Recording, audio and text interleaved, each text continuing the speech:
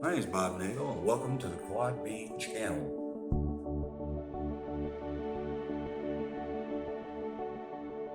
October 13th, golden rays of sunshine. And they're proven today without a doubt, indubitably.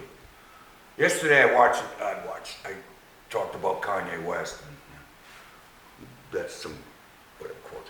But, so yesterday I watched a show, Dark Side of Comedy. It was about Freddie Prinze.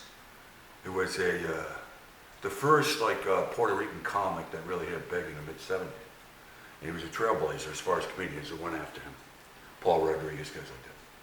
And he had a appearance at the Tonight Show, Like 5 months later, he has a sitcom on NBC called Chico and the Man.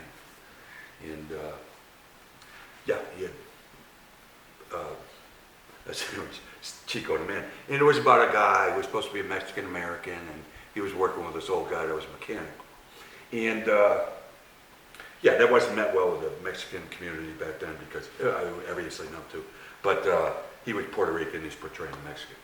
No, he had all that pressure on him.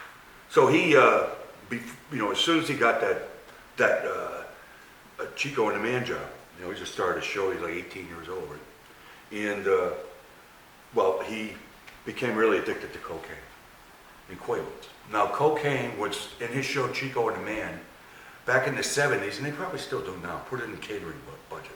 It was just accepted back then. Cocaine was aspirin, was a big thing. It was a Time magazine thing.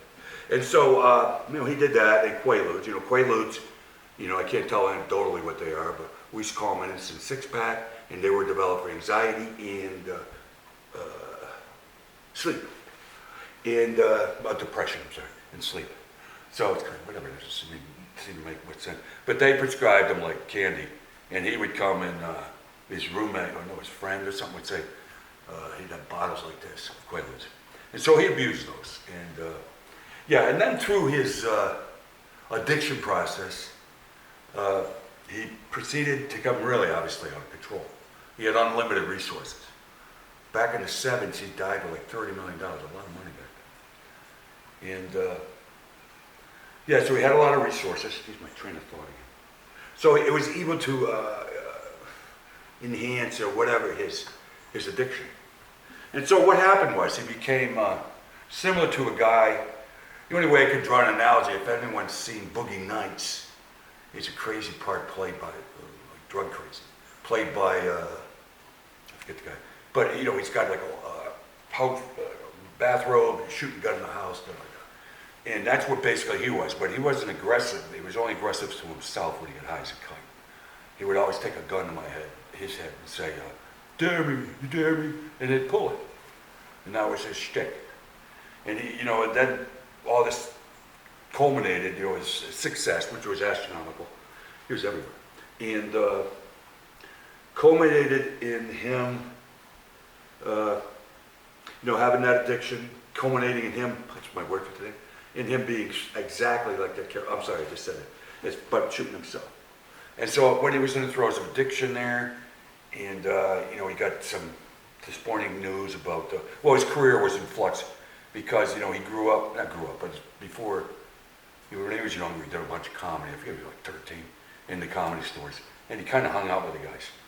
And when he made it, the guys were so resentful because they've been doing it so long. So he was outcast there, a celebrity outcast. And then he had the problem with his wife, and obviously getting a divorce. Well, whatever. I beat the punchline.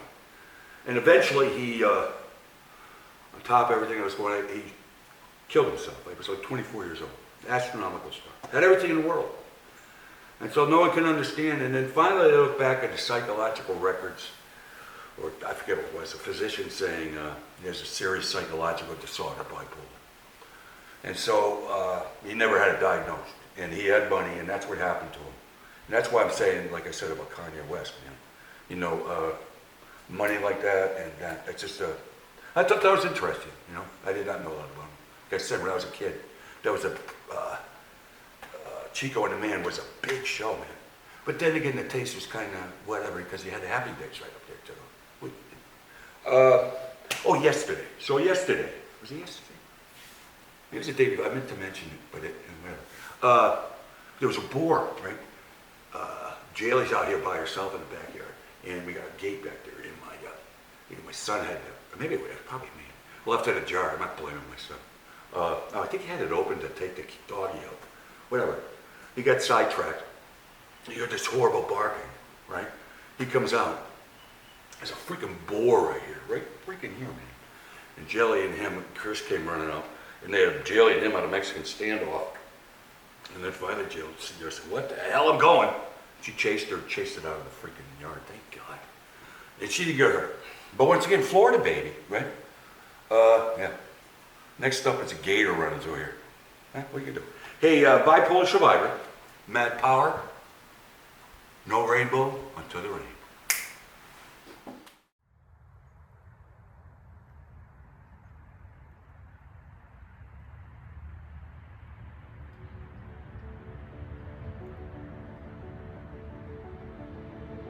Florida, baby.